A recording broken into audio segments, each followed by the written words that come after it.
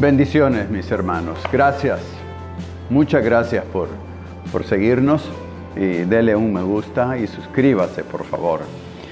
Estoy hablándoles sobre la experiencia de ser llenos del Espíritu Santo.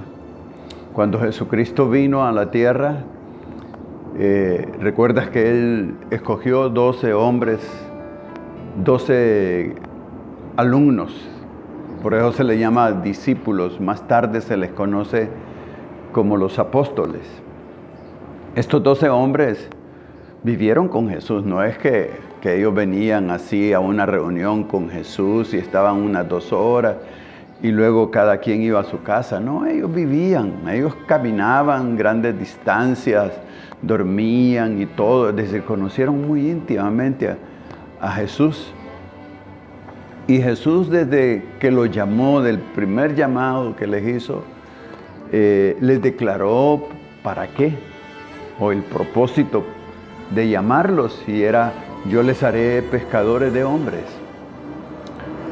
Yo los enviaré a las naciones, al mundo, a que prediquen el Evangelio y a que hagan discípulos. Y uno podría decir que después de 3 años y medio de estar con el mejor maestro, tener experiencias tan vívidas, tan emocionantes, de ver a Jesús, por ejemplo, caminar sobre el mar, de verlo resucitado a Él y ver tantos milagros, recibir las mejores enseñanzas que alguien podría recibir. Ellos estaban capacitados. Pero fíjate que no. Porque incluso la Biblia nos enseña que cuando Jesús resucitó y estuvo 40 días más con ellos, enseñándoles acerca del reino, dice la palabra, ellos seguían peleando, ellos seguían discutiendo. Y no solamente eso, en el momento que Jesús estaba siendo tomado para irse al cielo, dice que Jesús les reprochó su incredulidad. Les reprochó su incredulidad.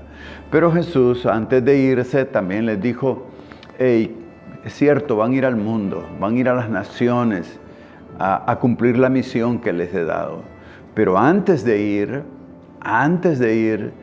quédense en Jerusalén, no se muevan de allí hasta que reciban el Espíritu Santo, hasta que descienda sobre ustedes el Espíritu Santo. Y cuando el Espíritu Santo venga sobre ustedes, recibirán poder y me serán testigos. O sea, estarán en la capacidad de hacer mi trabajo. Entonces, y uno sigue leyendo la Biblia, eso pasó. Los discípulos se fueron durante 10 días allí al aposento alto en Jerusalén, y ahí esperaron la promesa del Señor. Ahí estuvieron hasta que, dice la Biblia, ya en capítulo 2 nos cuenta la historia que en el día de Pentecostés, de repente vino como un viento recio, como lenguas de fuego que se reposaron sobre cada uno de ellos, y todos fueron llenos del Espíritu Santo y comenzaban a hablar en otras lenguas. Y no solamente eso, sino que la gente que estaba ya como viendo, curioseando, tratando de investigar qué era todo aquello que estaba aconteciendo, dice que Pedro con los 11, o sea, los 12 apóstoles, se puso de pie y comenzó la primera prédica que ellos hicieron sin Jesús, es decir, sin Jesús físicamente ahí.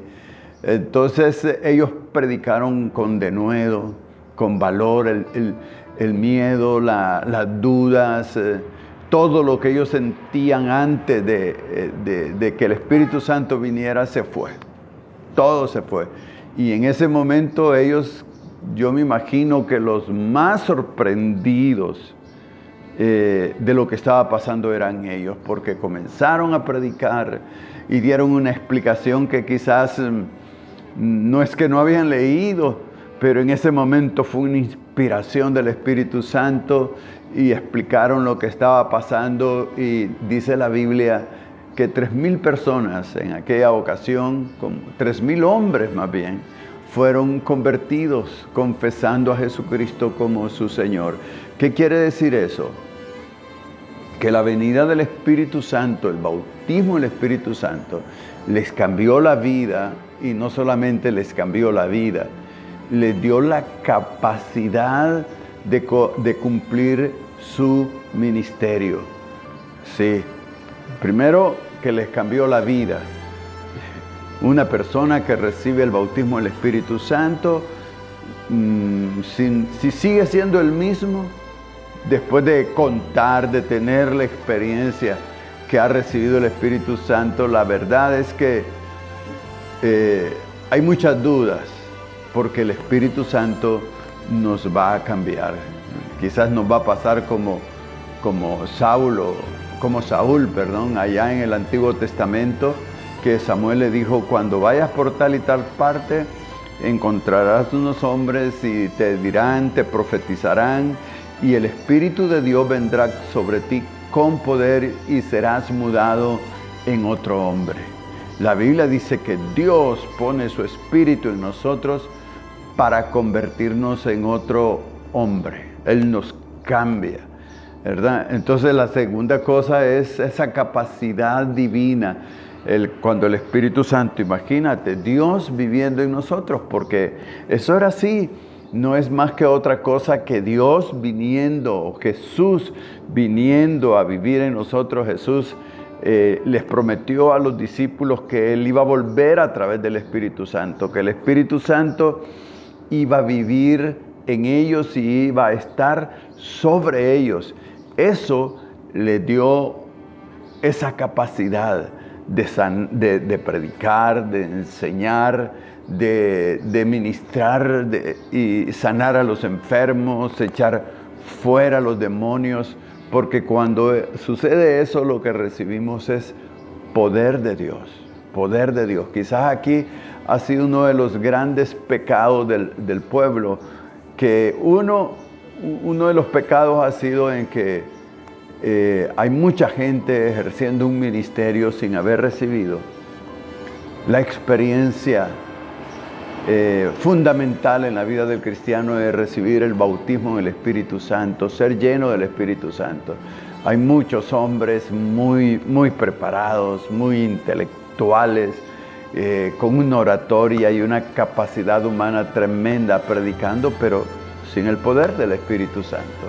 Y como dice Pablo, yo no solamente predico la palabra, sino que van en la predicación de la predicación, acompañando la predicación, van las señales, los prodigios, ¿verdad? Y la otra es gente que ha recibido el poder de Dios, pero que no lo ha cultivado, que no se ha dado cuenta qué es lo que Dios puso en nosotros. Por eso Dios nos aconseja y dice: aviva el don de Dios que hay en ti.